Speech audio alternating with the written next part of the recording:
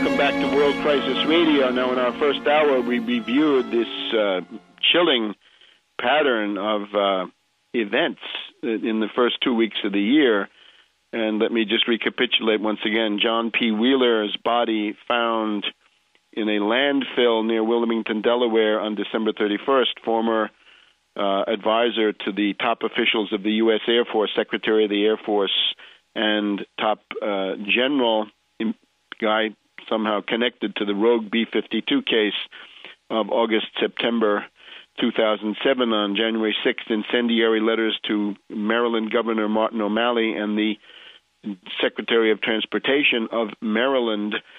January 8th, the Tucson shooting with all those victims. On January 10th, Tom DeLay gets a tough 3-year sentence plus 10 years of community service, sent to jail immediately. January 10th, Ashley Turton, important Capitol Hill lobbyist, married to the man who is the interface between the Obama White House and the House of Representatives, killed in a very strange, freakish accident, according to the Washington Post, a freakish accident. So from an odd prelude in the Wheeler case to the freakish accident of January 10th, and all of this, again, to suppress the centrifugal tendencies long enough to ram through draconian austerity and to suppress any illusions that these Tea Party people might have that they're going to be allowed to do what they want. It would seem that the ruling financier elite has no tolerance at all for that kind of thing. Now, we'll be following this obviously as time goes on. It may take more prodding, I think, is the idea. The international picture now coming into motion in the new year. Let's start with the London Economist. London Economist issue dated January 1st to 7th, right at the beginning of the year.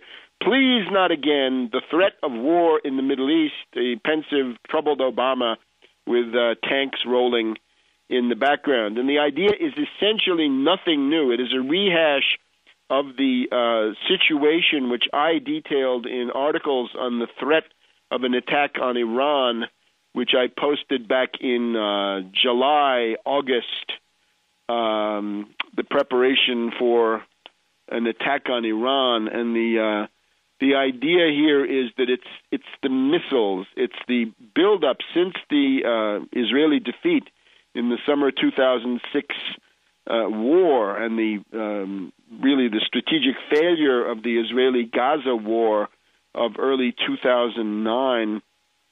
We now have Hezbollah with reputedly an arsenal, according to the London Economist, of 50,000 missiles and rockets.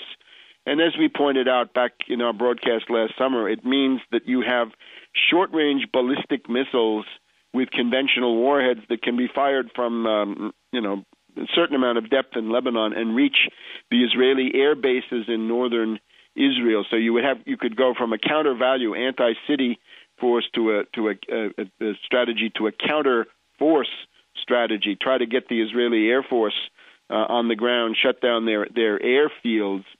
The idea now is that this is becoming a big threat. And in the accompanying article, turns out that Hamas was able to fire a Russian-made Kornet anti-tank missile at an Israeli tank in the Gaza area back in December, and that now you've got the fall of the Lebanese government. Now, this involves this United Nations Commission on the Hariri assassination. We know this was the one put into motion by the German policeman, a NATO agent, who had gone ahead and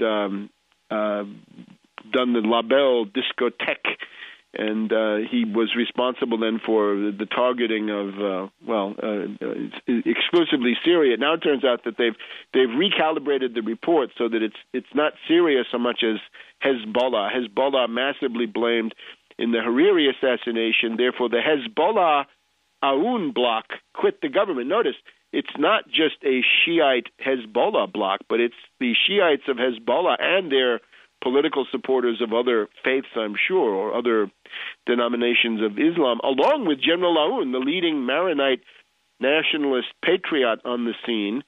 That's a single group, and they quit the government. Therefore, the Lebanese government has fallen, and the world is awaiting the delivery of this fake, discredited, hopelessly corrupt UN report. So no confidence in the UN report.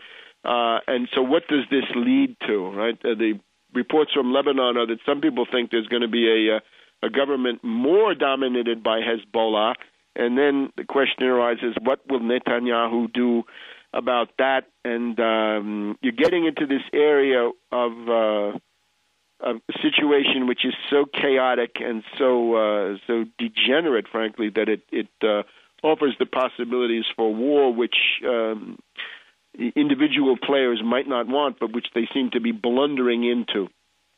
So that's the Middle East. Now, Sudan, the United States, of course, has backed the referendum in southern Sudan, and the goal, of course, is to dismember and partition. It's the Bernard Lewis plan on a large scale, as we've said, right? The U.S. goal is to have 3 Iraqs, 5 or 6 Irans, many Lebanons, Turkey carved, Egypt carved, Sudan carved into 2 parts. This has been a British project for about 100 years, right, to split the Muslim north of Sudan from the animist and Christian south. And the impetus for this has now been given by the fact that there's oil largely located in southern Sudan. The Chinese are the big beneficiaries of that oil, and therefore the U.S. wants to kick the Chinese out of southern Sudan. And the goal then is to have a puppet government in the south, I guess in Juba, and then have that become the means of kicking the Chinese out. So it's not clear what the result of this referendum is. I think we should really withhold judgment. All the imperialist news organs are saying, "Oh, it's a foregone conclusion that the South will vote for independence." Not so clear, because it's got to be a vote of the majority of the southern population, a lot of whom have taken refuge in Khartoum in the Muslim north, as I saw when I was there in the mid-'90s. They fled the fighting in the south. A lot of it stoked up by Uganda, right? By Museveni, the darling of the British and the U.S. So that's a dangerous one. Tunisia, right? The government of Ben Ali, which has now been in power for 23 years. When Bourguiba died, left office in 1986-87, Ben Ali came in.